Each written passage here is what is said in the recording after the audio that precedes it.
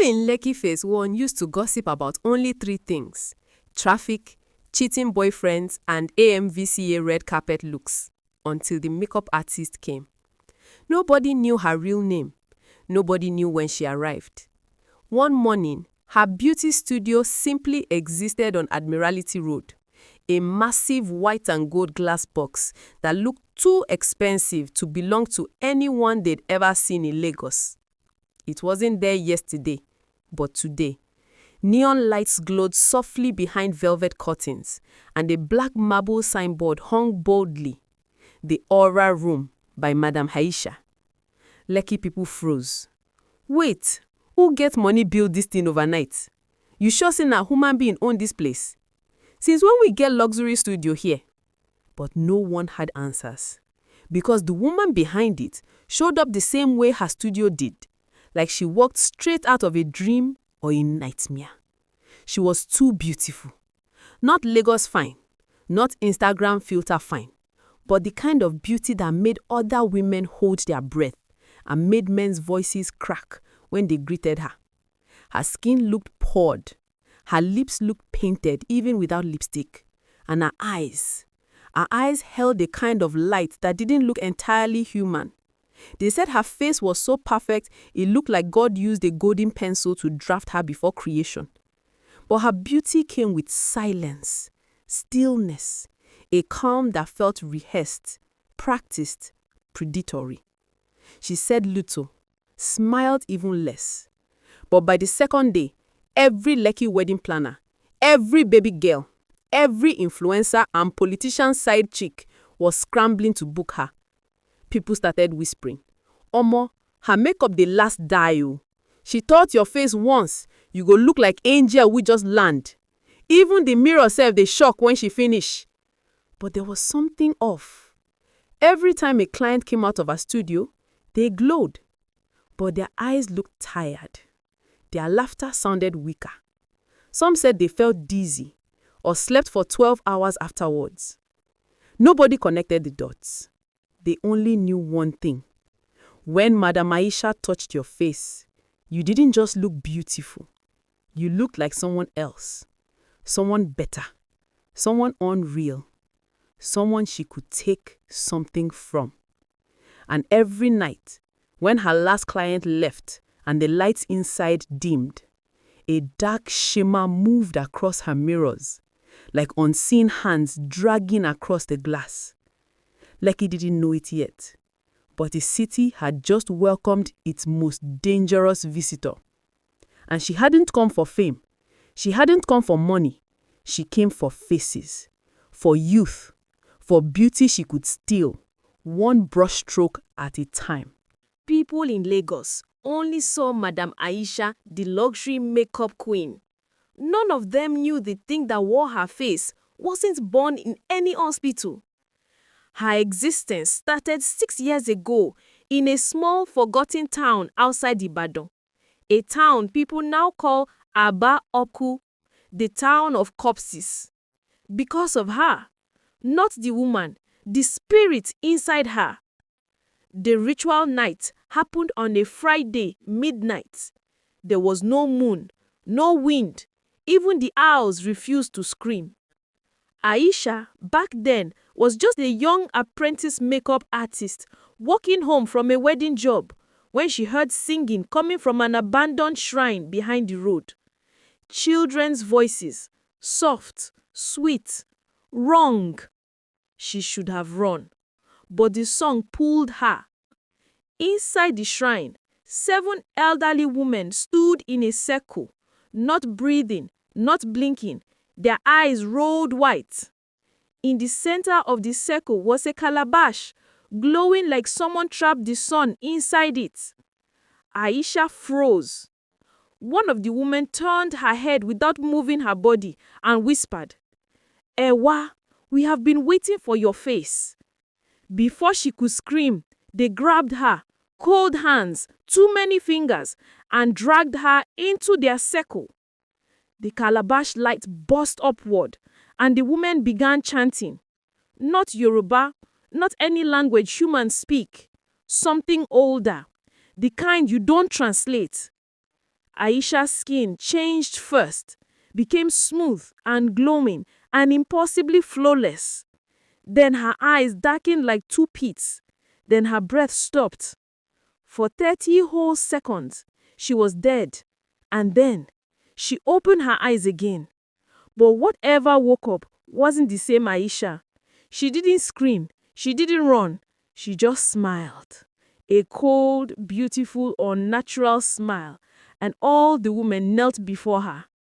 Her old human beauty had been stripped away and replaced with the stolen youth of 3 missing girls whose faces were carved into the back of the calabash. Aisha's soul was gone. Something ancient took her place. Something that fed on faces, beauty, youth, destiny.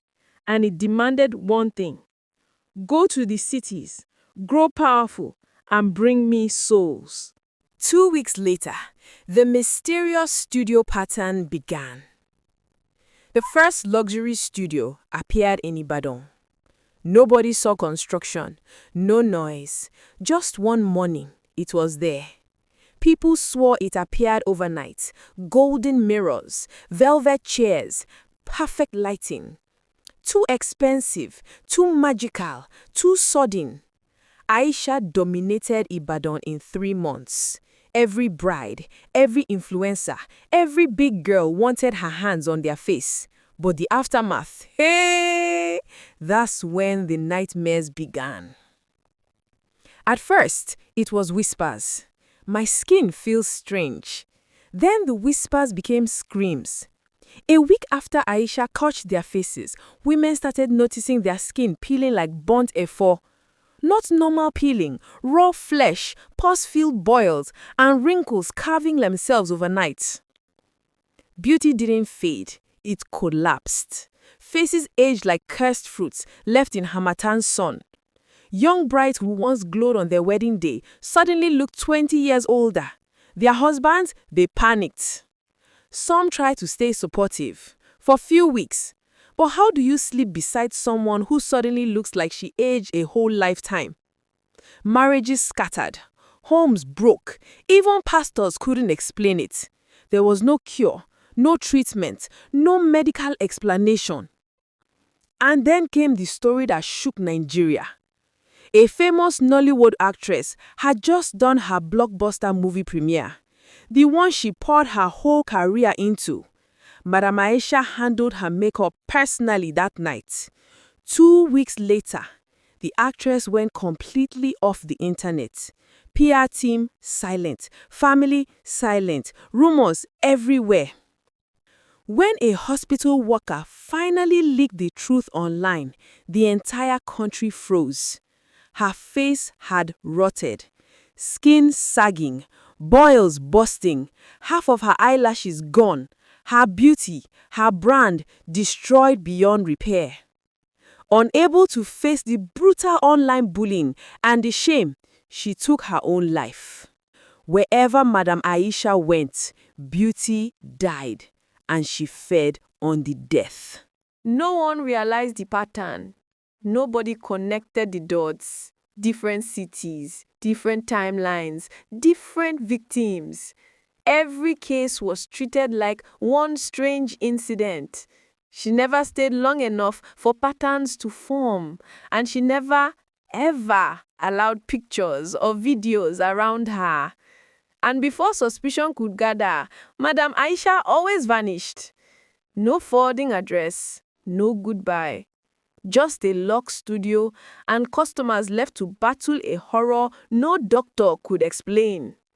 She never, ever allowed pictures or videos around her. Clients would raise their phones to vlog the experience, and Madam Aisha would suddenly bend to pick something from the floor or turn her face away, pretending to adjust a brush. If someone insisted, her voice would turn cold.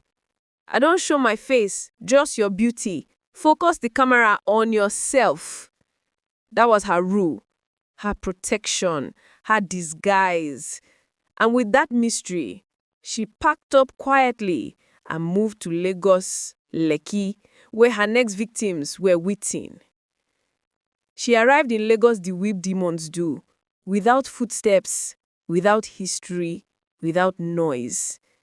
One morning, out of nowhere, an enormous billboard went up on Lekki Phase 1, The Aura Room by Madam Aisha. No one knew when it was installed. Even the shop owners around said, "I didn't see anybody working here yesterday." Oh. But the studio, it was already fully furnished. Mirrors glowing, ring lights arranged, makeup products lined like soldiers. From day one, Lekki babes rushed in. Influencers, brides, slay queens, celebrities, politicians' daughters. Everyone wanted the new luxury face beat queen. Within 2 weeks, Madam Aisha became the #1 makeup artist on the island. But the fear, the red flag, the thing nobody could place, but everybody felt. She was too beautiful. Not normal beautiful. Not God did beautiful. Her skin looked like carved marble. Her face had the symmetry influencers pay millions to edit. Her eyes glowed like something ancient lived behind them. And yet, she refused to be captured on camera. Whenever a vlogger tried to show her face in a GRWM video, she would shift away, hide behind a brush, turn her head, or simply walk out of frame. People online joked, "This woman too fine, she dey shy. Aisha, the mystery queen. Celebrity MUA wey no dey show face. I love the vibe." Nobody suspected. Nobody questioned. Because the Lekki babes were getting the best makeup of their lives. Their faces snatched, contoured, airbrushed into perfection. But in the middle of the glam, something else was happening. Something no one noticed. When Madam Aisha drew brows, her eyes would darken. When she blended foundation, her nostrils would flare slightly. When she touched lips, clients swore they felt the room get colder. And sometimes, if you looked closely in the studio mirrors behind her, her reflection moved slower than her real body. But only for a second. A blink. An illusion. Or so everyone assumed. Because in Lagos, beauty was worth the risk. The most profound Lagos case was Tanya, Lekki's influencer sweetheart, a true definition of soft life baddie princess. Tanya never had a bad picture in her life. Her engagement was coming up. She wanted to glow like peppered gold. So of course, she booked Madam Aisha. That was the day everything changed. Tanya arrived at the studio glowing with excitement. "Good evening, ma," she greeted. Aisha looked up, and for a moment, her eyes widened like a predator spotting fresh prey. "Tanya," she whispered. "Come in. Sit." Her voice sounded almost hungry. The AC was cold, but sweat gathered on her neck. She wasn't sure why. Aisha tied the drape around her shoulders, gently, almost lovingly. She picked up her brushes, and the moment her fingers touched Tanya's chin, the studio lights flickered, only for 1 second. Tanya blinked. "Ah, Nepa don't start." Aisha smiled without showing teeth. "No, dear. Just relax. You're in good hands." But as she applied foundation, Tanya noticed something strange. Aisha wasn't looking at the makeup. She was staring at her eyes, deeply, like she was checking something behind them. Tanya tried to laugh it off. "Ha ha ha, madam, are you sure say you no wan snap small behind the scenes? People love seeing the artist too." Aisha's hand froze. Then she leaned forward and said quietly, "Focus your camera on yourself, darling, not me." The room suddenly felt colder, but the transformation was insane. By the time Aisha finished, Tanya looked celestial, like she came out of a magazine cover. She took a video for her followers. She wanted to show Aisha too, but Madam Aisha had vanished into the back room. No goodbye, no thank you, just gone. Weird, but Tanya didn't think too much about it. She left the studio with a perfect face, a perfection that didn't feel real. That night, at home, Tanya felt a little itching, just a small, maybe I'm tired kind of itch. By morning, her face had swollen. Her fiancé screamed when she came out of the bathroom. "Tanya, Jesus Christ, what is that?" Her cheeks were sagging, her eyes sunken, her skin wrinkling, like a 60-year-old trapped in a 25-year-old body. Her fiancé cried. Then he panicked, left the house to get help, but never came back. He couldn't understand what he saw. By afternoon, pus had started dripping from small cracks along her forehead. The makeup wasn't washing off. It felt like it was melting into her skin. She visited doctors, they were confused. Dermatologists were helpless. Nobody had seen anything like it. She tried to call Aisha's studio in hopes of getting explanation, any information at all, but the number was switched off. She tried to go there in person, but found the studio locked. Signboard removed. Inside the glass door, makeup chairs were gone, like the studio never existed. Tanya realized she didn't just lose her beauty, she lost her life. Online, her fans noticed she hadn't posted for days. Her silence turned to rumors. Rumors turned to bullying.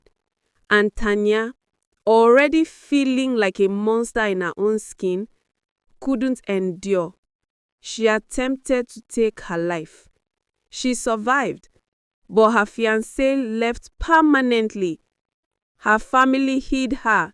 Her friends distanced themselves. The Lekki girl who once glowed now looked like a shadow. And Aisha, she had already moved to her next client. Tanya was just the first. Within days, a bride's face peeled like yam skin. A birthday girl woke up with boils covering her cheeks. A corporate body lost all her eyelashes and her brows overnight. A popular club hostess fainted when she saw her reflection. And one woman looked into a mirror and saw Madam Aisha's face instead of her own. Nobody linked it to Aisha, because every time someone tried to tag her in their complaint, her social media accounts were gone, deleted, wiped clean. She was a ghost, a beautiful ghost, a hungry ghost. I hope you enjoyed this story.